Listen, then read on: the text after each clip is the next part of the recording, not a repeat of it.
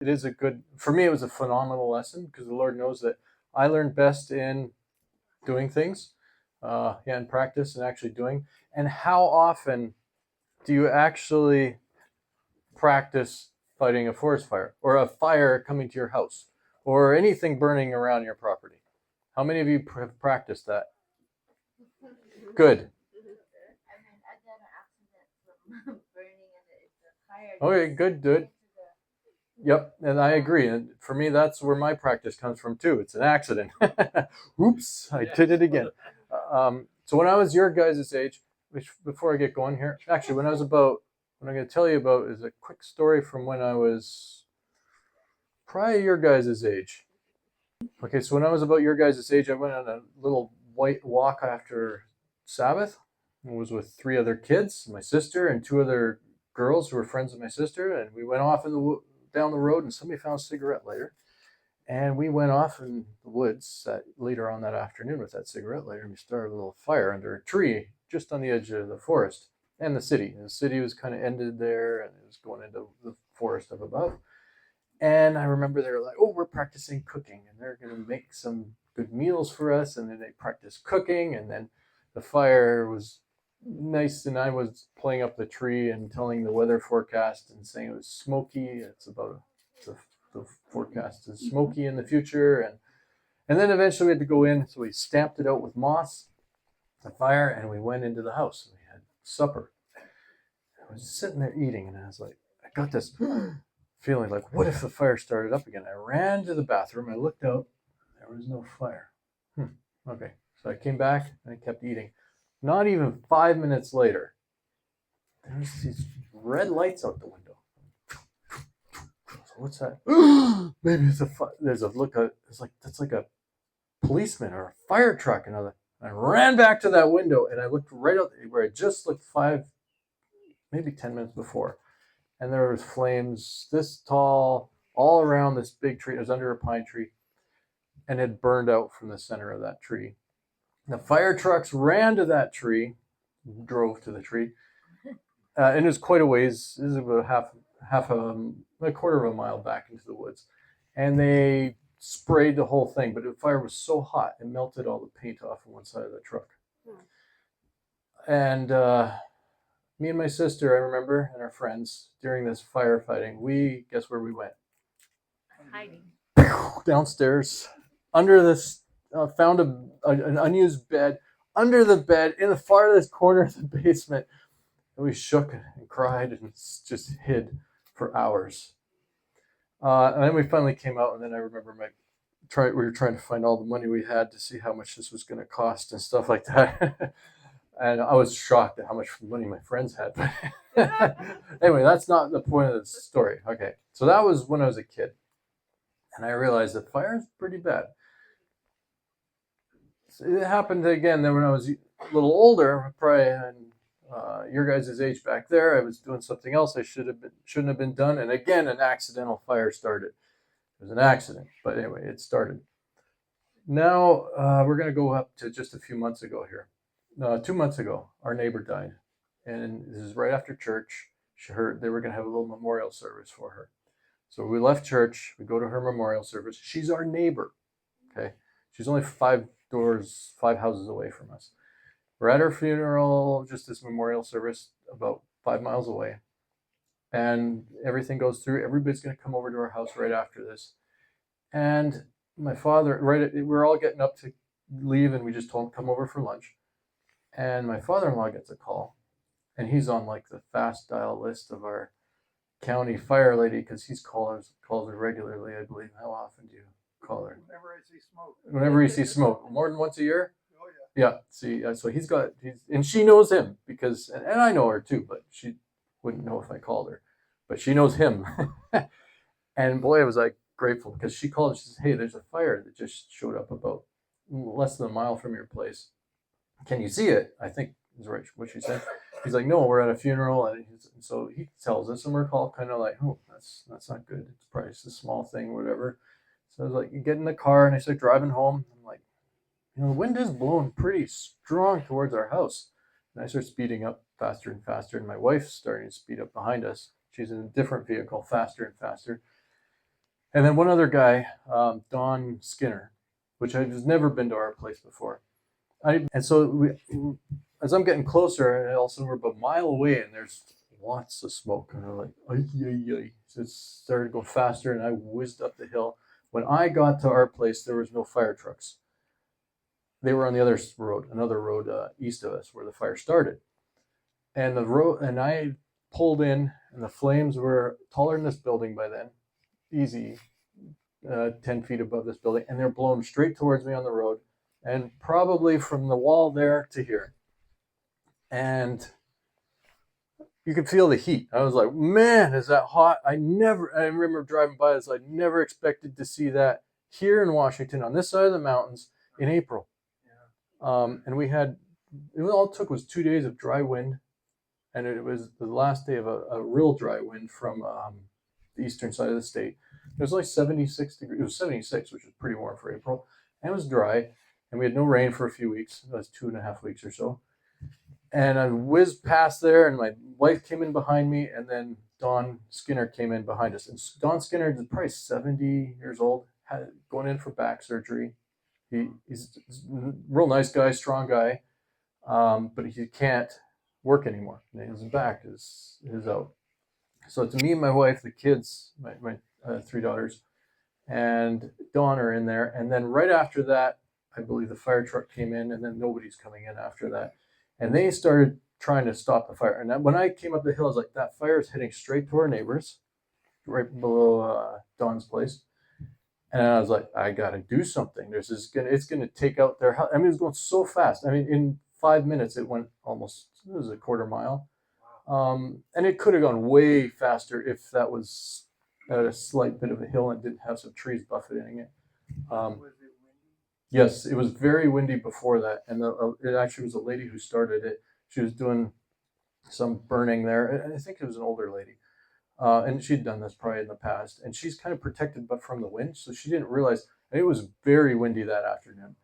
And if you weren't in the trees, I mean, even under the trees, you could hear it, but you don't really feel it down there. So I think that's probably what happened.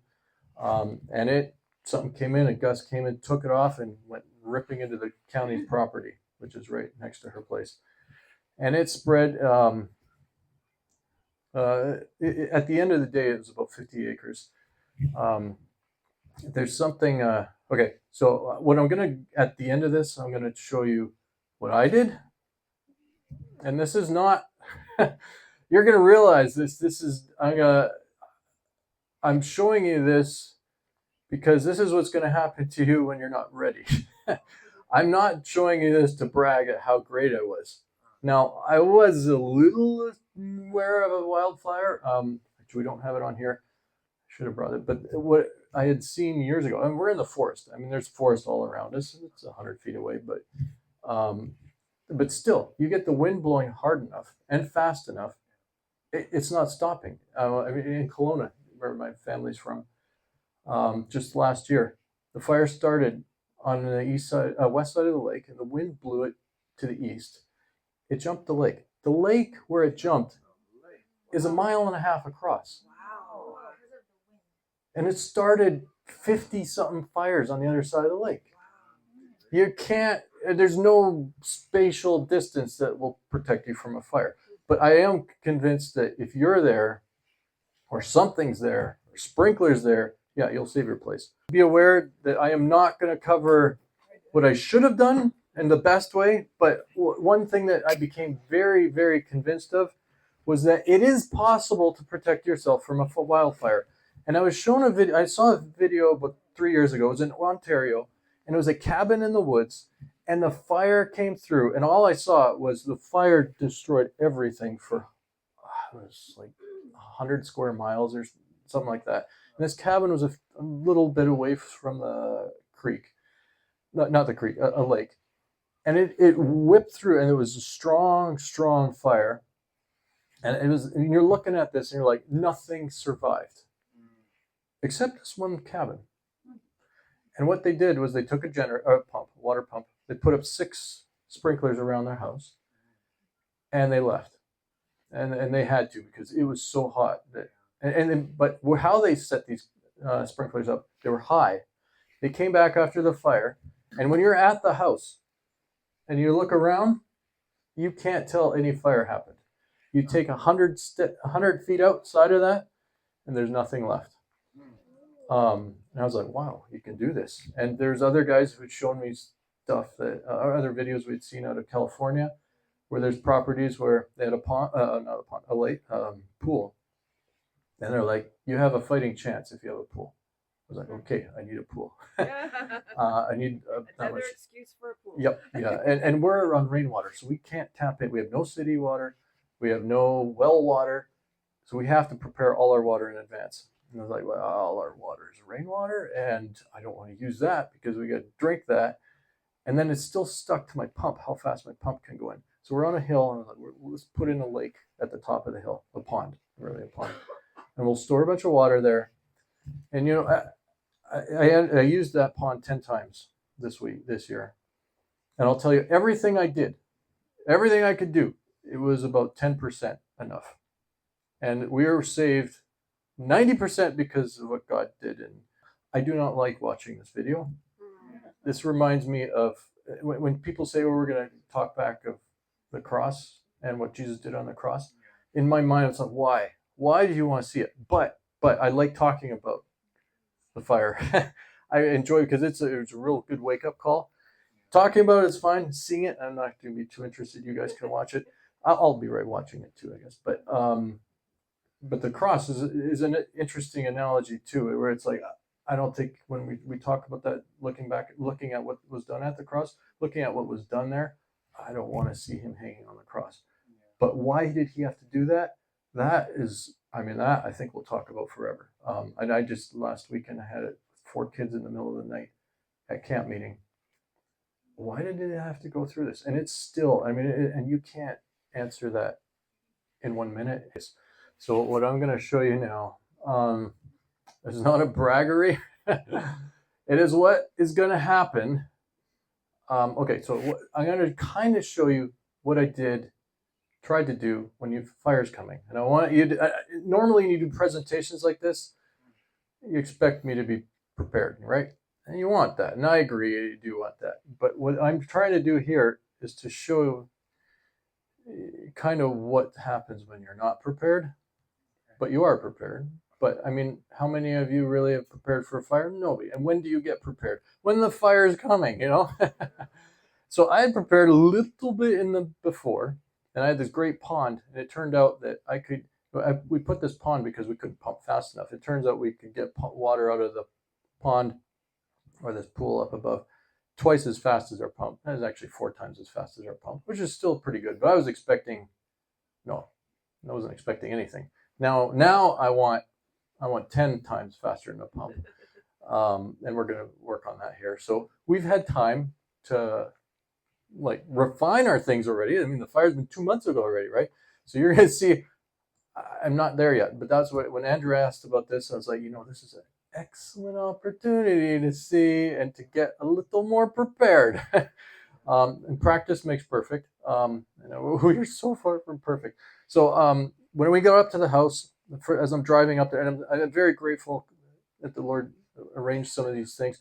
Let me tell you in hindsight, even with the day after, or within 2 or 3 days after this, other than your quad, but that's yours, so that's your side. But I look back at it, and it's hard for me to say anything bad, really.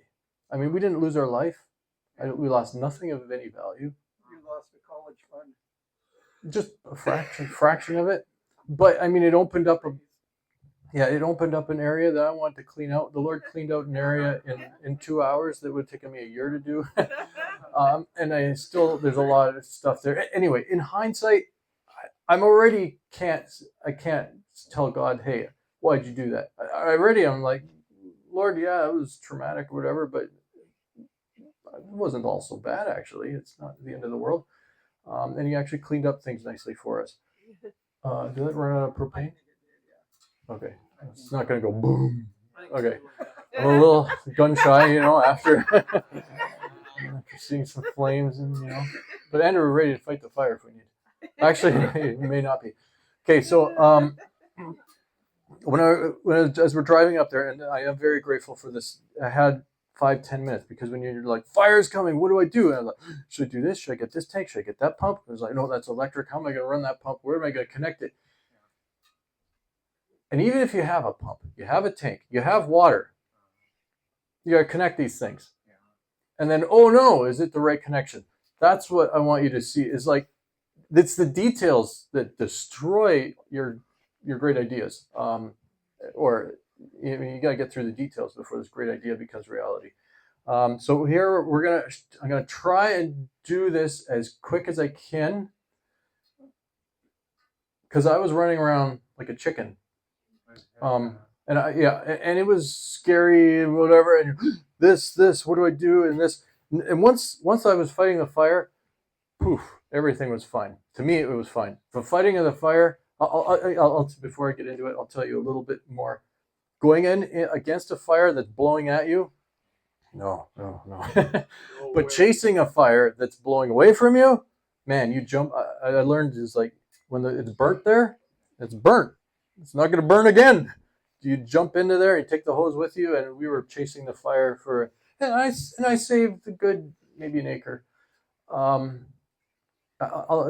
let you know that I may have saved an acre, and the Lord saved everybody's house and thousands of more acres, because around this area that it burned, it was heading straight west. Houses there.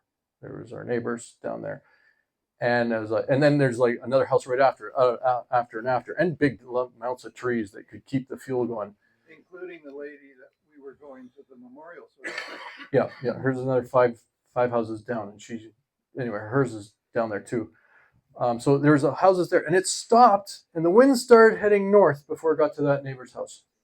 That means it's coming to my shop and our house, and then it went right around the shop. And I'll tell you, went past the shop twice before that. There's no fire there. And I was going down and fighting way down the hill, closer to the neighbors there, trying to keep it off there. I had no idea on the third time that I went down. It went all the way around me and was coming up the hill and went and spread out over the whole shop. I come back up to the shop with Don, who's my trustee. It was so nice to have this older guy with me, who had not this Don, another guy. He couldn't lift, and he tells me that later, but I didn't realize it at the time. And he's just driving me up and down, and he's holding my hoses for me, and he's straightening them out. I had no idea he used to be a firefighter. Oh my goodness. He used to be, and he was a logger. I was so grateful, because after the fourth round, so we did the truck 3 times up and down the road, and then the fire was going into the forest. I couldn't get in there with the truck anymore, so we switched to the 4-wheeler. So I took him down on the 4-wheeler, and he was like, Steve, I can't do that anymore. That's too hard. I just had back surgery. And I was like, you just had back surgery? I was like, what are you doing here? And I was alone that fourth, so the 5th time I was alone going into the forest. Man, I was like, wow, he really sped me up a lot. I mean, it was easy, twice as fast having the guy with me. What we would run into, I'll show you that anyway. I'll show you that actually later. But I just want you to realize he sped me up a lot. So having somebody else with you, very, very, very helpful. Now I think I'm ready to go into the demo. Is there anything I should say? Oh yeah. So the fire goes straight up to our shop, and then the wind starts coming because a storm is coming in. It's interesting. Even before you ask, the Lord knows what you need. I knew there was fire coming. People, I was praying. I was like, yeah, I already know there's a fire coming. You think we're not praying too? No, anyway, and I was like, well, yeah, duh, it's been in the forecast for weeks. And then I finally realized, yes, before you ask, I will answer. And so the fire comes in, it goes right around the whole shop. It sets off the tree right next to my shop. I'm piddling around down the hill, fighting this little fire and protecting some little trees there. And it turned into maybe an acre. No, it's probably not even an acre, but and my shop is surrounded by fire, and I have no idea that it's on fire. But the Lord sent in 4 firemen, and they came in just as the fire started there, put it out, and I'm driving up the hill, and I'm like, oh, you dumb Steve. look at this. You're fighting a little patch of trees down there, and your whole shop is surrounded by flames. Then the area all around it. But these 4 firemen, I'm very grateful that the Lord sent in these 4 firemen at just the right time. The interesting thing you have to know about firemen now in Washington is, and probably the rest of the country, they will only protect a building. If you're like, stop the trees, nope, can't do it. We're not allowed to. Yeah, it can be right next to the thing. And so I got the trees, and in hindsight, it was a pretty good match because that's all I was fighting was trees, and they saved my shop. I'm like, oh, it worked out really. When you look back at it, it was like, that's the perfect combination. And they, insurance-wise and command-wise, they are not allowed to touch the forest. Let it burn. That's their commands. But structures they can stop. So they stopped the building, I think they got there right when you saw the trailer surrounded with this fire around the trailer. I think they got there right there, and they popped it out right as it got to the trailer. And so nothing burned except the trees around there. Yeah, and insurance. Well, the state doesn't like our trees burning because that's where they get their stumpage tax from. Actually, the schools get all their funding from the trees. I think that's. Okay. One more thing. So that's when the fire is heading north, totally goes around the shop. And I'm like, it's heading up to the house. The wind changes direction, starts heading east. Starts heading in a cluster. There's another house. I mean, there's houses all around this fire. Not one house burnt. It went right up to like 100 feet from the house, headed north, went all around my shop, cleaned it out very nice, but I was planning on doing that someday. And then headed east to our neighbor. And we just went and visited our neighbor here a couple of weeks ago. A mess. The guy, he's out of weight, horrible shape. He's been in bad shape for 5 years. He says, ever since I bought this property, I've been cursed. And then this fire came, and now look at me, and now he can't walk because he had to run out of there because the fire's come into his house, and he's rushing around trying to get things ready, and he couldn't, and I forget, he did some more damage to his back or his legs or his heart. He's got heart problems and a whole bunch of other stuff.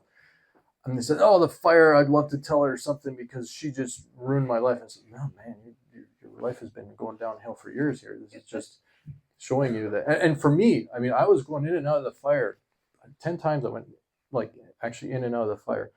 And actually, there's not a stump there. There's some places where the stumps, we have 10-foot wide old stumps. And I remember I had to go up to that alone, and the quad died, the pumps died. I have a tank of water, quad right next to the burning cedar stump. And it's 10 feet tall. At the opening at the top is probably only 4 foot. It's a volcano. It looked and felt just like a little volcano. I was like, man, we have volcanoes on our property. This is kind of cool. But then my pump wouldn't start. My quad died, and the trailer got stuck, and I got 800 pounds of water on a little trailer, and I can't get out of there. Oh, Lord, help me. What are we going to do here? It's like, just get this thing going, please. So I spent a little more time, and then eventually we got the pump going. And then within a minute or so, then I'm on top of the volcano, dropping it. They did warn me, we're dropping water, you get out of the forest, it could kill you because we're dropping it from a helicopter. And I said I'd be honored if you drop it on me. Go for it. Do it. I've got the warning, but I'm going in anyway. And so they did. They dumped it on me twice.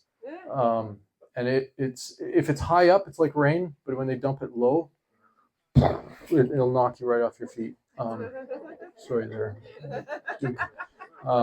Yeah, and branches, it takes everything down with it. So if there's a branch on top of you, it's coming down, and it's going to knock you out. So when I say it came right on me, it came down like right here. And then tries to take your feet out. Okay, so now I'm going to do a quick, once we get up there, it's like you got to go and find all these parts. Okay, so the first thing we had to do is I had to get a water tank. Now, you guys, I wouldn't mind some of your help here. What I'm going to do, I'll try and do both things. What I did and what I should have done, and it's still not enough, but it's a good idea because, I mean, who else can? You get a fireman. But when 100 homes are burning, there's a good chance you're not getting a fireman. I mean, I won't get into that. Okay, so first we had to get the tank. And then it was like, oh man, I need to fill up the tank. Where's the hose? And there's my outlet, but I didn't have a hose, so I had to run around. And first, I ran and found a hose. I knew there was one in the basement. Actually, all our hoses were still in the basement because it was April, and it was like you don't need to water anything in April here. It's wet, except for these 2 weeks. So I grabbed the hose. I'm gonna take one of these. Yeah, do you mind undoing that? Where's these guys? Guys, can you jump up on the truck? Figure out how to get up there. Yeah. Just jump up on the there.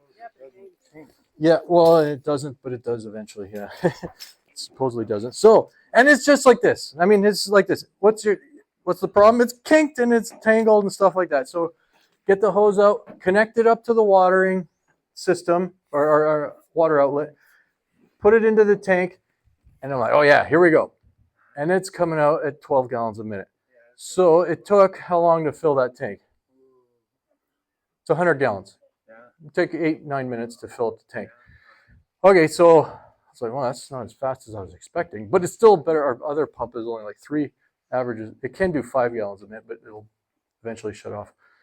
So we got the tank full of water. Then it's like, okay, now I need to fight the fire, but I'm not going to just dribble it out of a tank. I need the pump. So I was like, I bought a pump in case of this. I bought it a few years ago. Let's get the pump ready. So I brought the pump over. You guys, can you unscrew that black lid on top of there? So you can put it in there, but I was like, no, I want it down here. And I was like, oh man, I didn't get the right fitting. Okay, so I can put it here, but what's the problem if I do this? It's not primed. So guess what you have to do? And I'm going to do this because I want you to, this is going to leave a lasting lesson on you.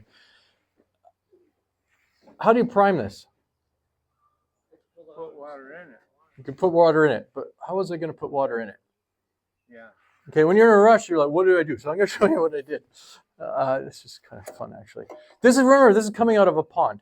That pond, 4 days before, I was like, I should really get the pond cleaned out to swim in. It's pretty warm out.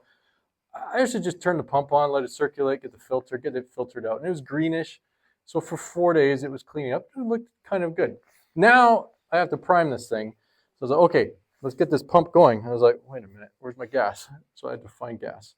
Finally, I find the gas tank, and I know kind of where the gas is. Come over, open this thing up, pour the gas in, shut the tank up. And then, oh man, how do I start this thing? Oh yeah, start, on, off, oh, and choke. Choke's there. Okay, good. So let's get this guy going. It didn't start that fast, okay? That's fresh gas. And anyway, so it's starting to run. I'm like, okay, there's no water coming out of here. I gotta prime this thing. How do you prime it? All right, you're supposed to put water in here to prime it. So I'm like, I don't have time for that. So this is what I did.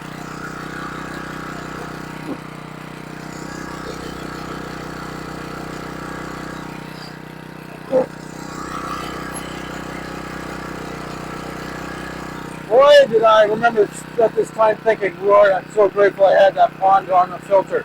Because otherwise you'd be sucking in pond fumes, yeah. And the tank was a little higher, so this is a little harder, I think.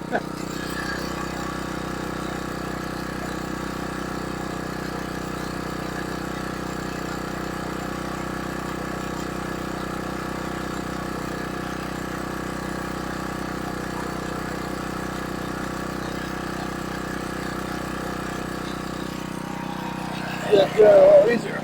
Put it down here. Oh, there we go. Okay. I was lucky. I had this. Okay. On that, I was like, good. We got water going. We're almost ready. Oh, wait. I need my hose. So we got to connect the hose. And I was like, I should just make sure the thing fits. And luckily, I think this part worked. Girls, it was pretty traumatic, though, for them. And for me, super traumatic. If you're there and a fire's around and you're doing what? Nothing? I think I'd have some mental problems right now if I couldn't do anything. My wife knows too. It was like, I did what I could, and I'll tell you, it was 10% enough.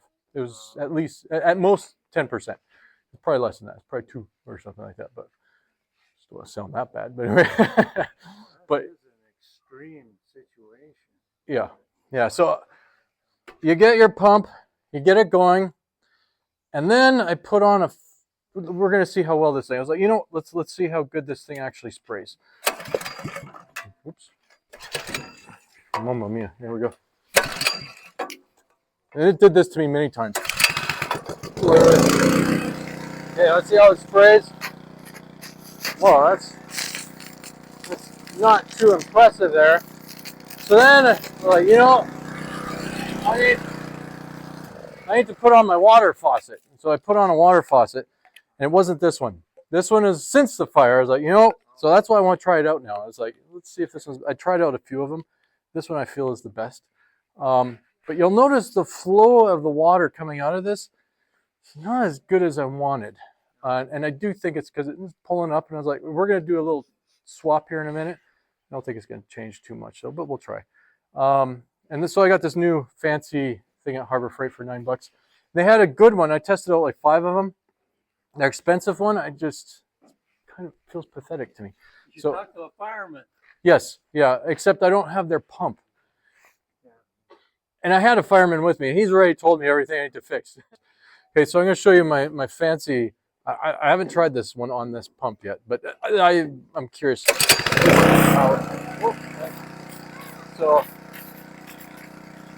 So if you look at this, this is what I was left with my first one. I was like, how far am I going to fight this thing?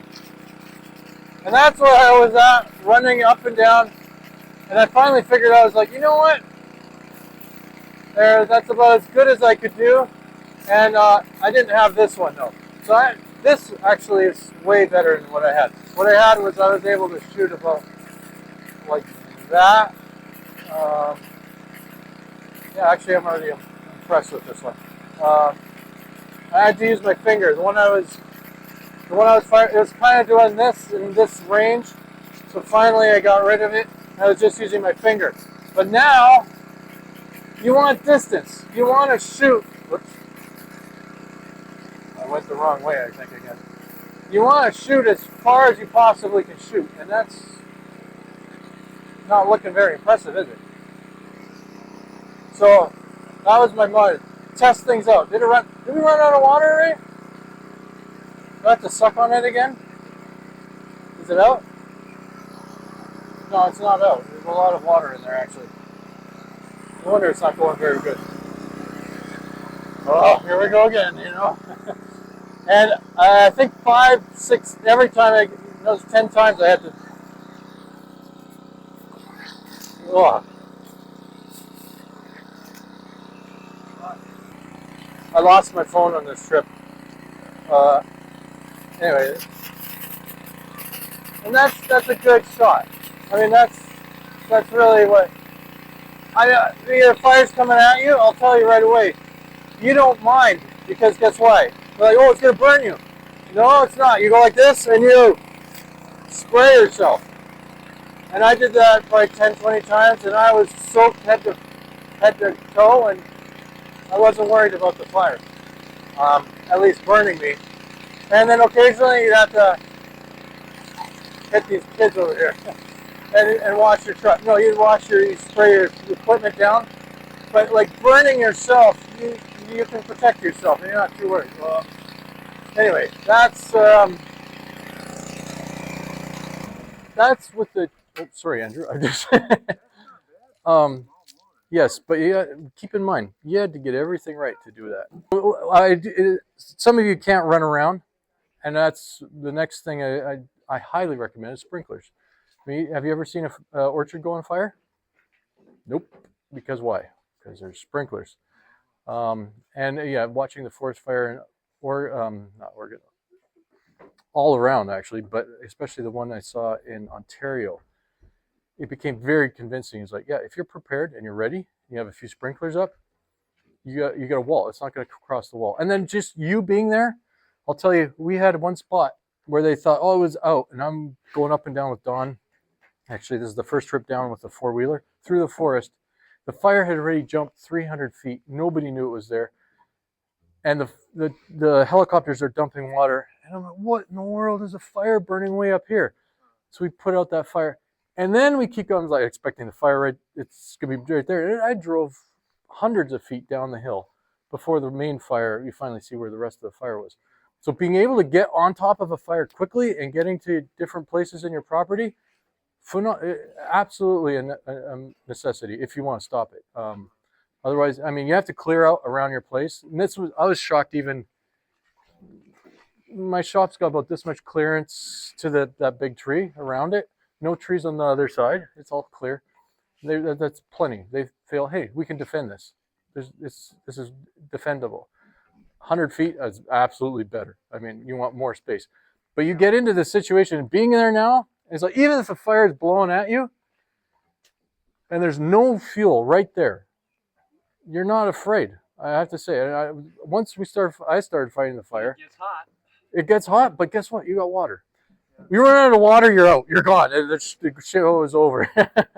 So I mean, you can't be stupid too. But I do remember once I started chasing the fire, the fear all left, and that's why I wanted to put on this post. It's like, yea, though I walk through the valley of the shadow of death, I will fear no evil. We ended up doing 2 or 3 of these hoses in series, and so we ran into the fire, and we're about 3 lengths of these in. It was about 200 feet into the fire, 150 feet, I think. Anyway, I put out a wall, and really, as fast as you're going like this, the fire's out. And the whole edge, it's just like dead. And I was like, wow, this is so cool. And the fire's going away from me, and I knocked out we probably knocked out a 1/4 mile of the leading edge of the fire. But then my tank's empty. So guess what I'm doing? I come walking back, okay? You're gonna learn the first thing to do in a fire is not bring your hose back with you. Because why? It gets snagged on everything. And I was like, no. And then the second time, I'll be careful. It's still getting snagged. And then the third time, okay, I don't do that. Lay it down and just get back here and pull it back. I knew that the third time, but still didn't do it. I still, no, I think I can do it carefully. 4th time, I think I finally did it like this and pulled it back after. You know what we were really missing was, and Don was saying this, you need a reel. You need a hose reel. Yep. Because when you got this, you already got a tangle here. Now I got to go and do it again. Or I got to go fill up. What am I doing with this? I got to put it on the truck. And I had nothing, so I'm hucking it on the truck. And what's it like for the next time I go? It's a big tangled mess. And that's where having Don with me, I mean, I didn't realize how fast and how well he was untangling things for me. So a reel. I highly recommend get yourself on a reel, and don't do it on a plastic one. Those are $2,000. I'm just going to do a hand. He says do a motorized, but. So another thing that the firefighters were doing, that I remember because I did some wildland firefighting too, but they did a hose lay. So they actually laid the hose out, and then they would charge it, and then stop it. But they would come back and hook up to the same point and leave your hose in the woods. So you come back and just pick up where you left off rather than have to pick up and lay your hoses all the time. And it was exciting. It was scary. But the Lord did 10 times what I could do, or maybe probably more. For Lord, I know 50, 100 times more. But he did way more than I did. But still, I mean, if you don't do nothing, anyway, I would have been mad and been, I could have done that. I know my wife knows it too. We all know this. Like, I could have stopped that. In reality, now it really was a humbling experience to see that. No, I couldn't have stopped it. To be aware of new videos like this one, be sure to subscribe to the Preparing for the Time of Trouble channel. For more free videos and downloadable audio podcasts, as well as handouts, go to www.preparingforthetimeoftrouble.com. Topic categories include recordings of live seminar presentations, country living, sustainable gardening, homestead remedies, how to be self-sufficient when the grid goes down, wild edible and medicinal plants, hydrotherapy, and end-time Bible prophecies. To take advantage of these free resources, go to preparingforthetimeoftrouble.com.